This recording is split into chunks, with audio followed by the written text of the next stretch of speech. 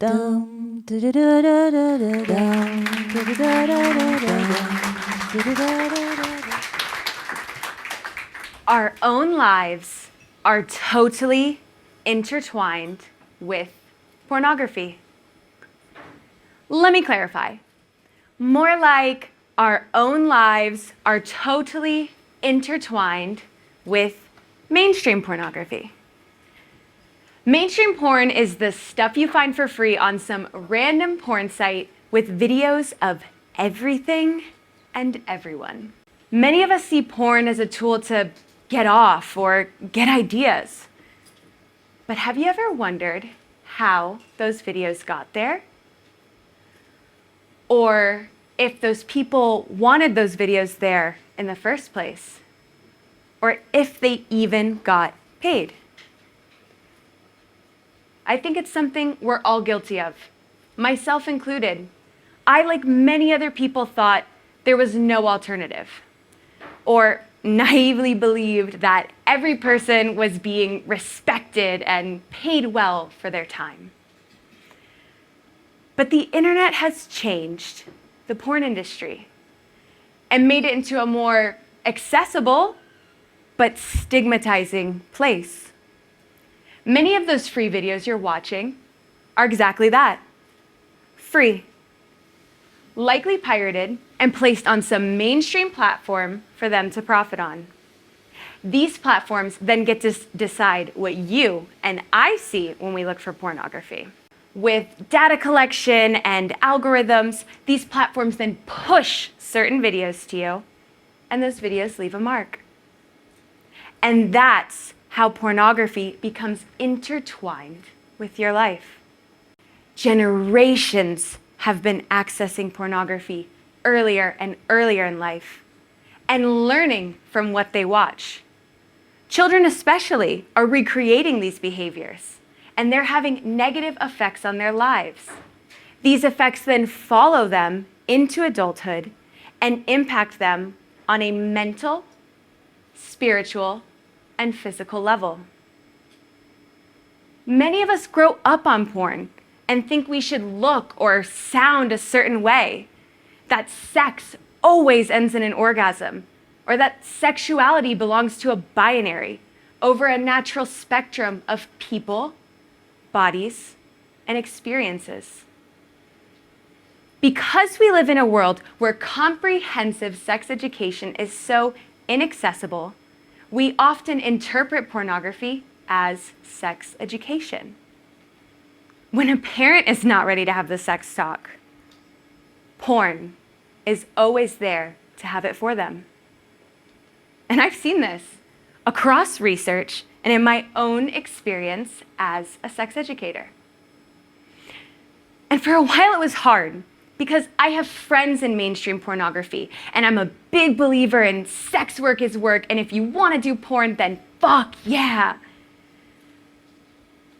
But then I go back to the issue of us as human beings learning from pornography. On one hand, porn can be a great place to find inspiration, validation, and ideas. But in the same ways, it's so harmful to us. That's because mainstream porn is one note.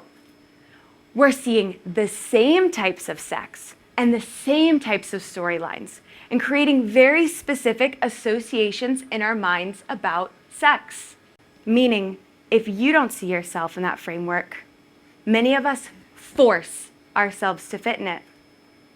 We fake it. Or we shift our ideas from pleasure to performance. How are we supposed to know what's good or pleasurable sex when no one is talking about it or even teaching about it, except for mainstream porn? So I stumbled across something called ethical pornography. It was actually a job call, a company looking for a sex educator to help develop a foundation for their explicit videos. I thought, how cool! Explicit videos with an educational foundation. So I researched ethical porn. It's feminist. It's queer. It features people of color. They paid people. Videos ranged from navigating consent to pleasure and even menstrual health and hygiene. This concept was ticking all the boxes. And then I realized the people creating and producing mainstream pornography were just like me. Trying to find a balance between the right to do porn while also creating a space to educate. Ethical porn creates a conversation around pornography itself, whether we as consumers should accept the videos being pushed in our faces or not. It breaks the silence and creates a platform for many marginalized people whose sexuality is often fetishized or expressed in white-dominating industries and platforms. It values sex workers for their lived experience and utilizes it in the creation and development of ethical pornography and even sex education. It allows consumers to understand that sex in all its acts can be pleasure inclusive, while also laying out behaviors, how-tos, and even self-care.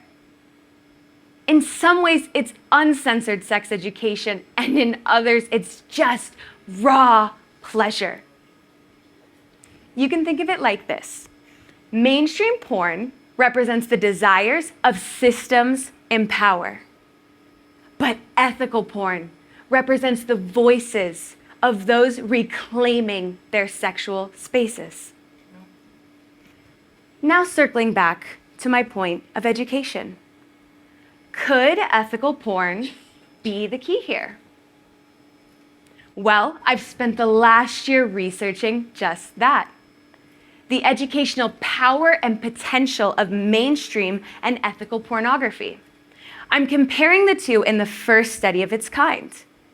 What I'm seeing is yes, porn of any kind is educational, but ethical porn is having a more positive impact on consumers' behaviors and expectations of themselves and others. Many participants often report feeling unattractive or undesirable because they don't look like a porn star. They can't contort or squirt or have a lasting erection like a porn star. And this hurts and often results in people feeling like A, their pleasure is just a performance, or B, they're not good at sex, so why try to change it? But even with that in mind, both groups overwhelmingly said yes, porn is education. And I agree. Porn is education. And in some ways that's good, and in more ways that's bad. Again, I see both sides here. I'm not against mainstream pornography. I'm against the void of a sex education framework that leads us to learn about sex through pornography. I'm against performers of any kind feeling excluded from mainstream society because they do porn.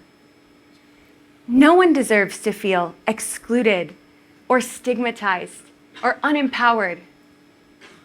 Having mainstream porn as an educational tool creates this whole cycle of disempowerment for performer and consumer alike. Porn is comprehensive sex education. But we have to first teach comprehensive sex education. I don't want anyone to leave here and think, okay, ethical porn is good and mainstream porn is bad, and that's it. When the issue is so much deeper than that. Because talking and learning about sex is so stigmatized, we often turn to pornography to understand sex.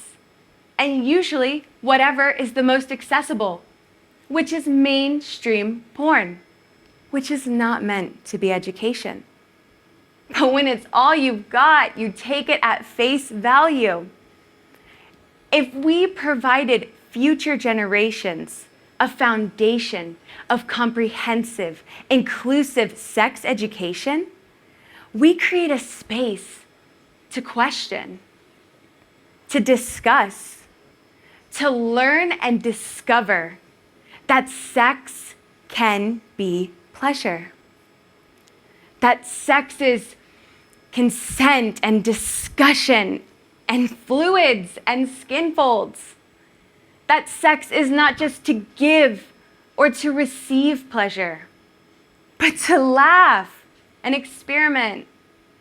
That sex can be good sometimes and sometimes bad, but that pleasure is for everyone, no matter the color, size, disability, sexuality, and beyond.